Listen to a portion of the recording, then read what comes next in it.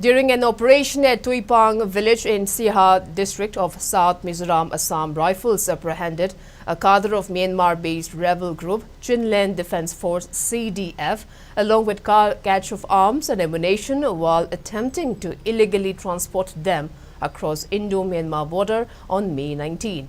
As part of Operation, Assam Rifles personnel established a mobile vehicle checkpoint at Tuipung Road Junction and intercepted suspicious individual riding a Burmese origin Kempo bike.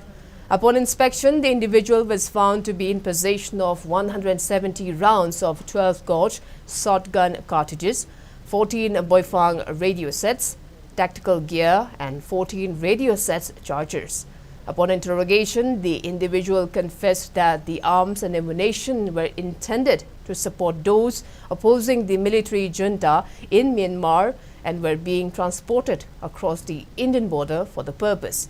Subsequently, the arrested individual along with the recovered weapons were handed over to Tuipang police for further legal proceedings.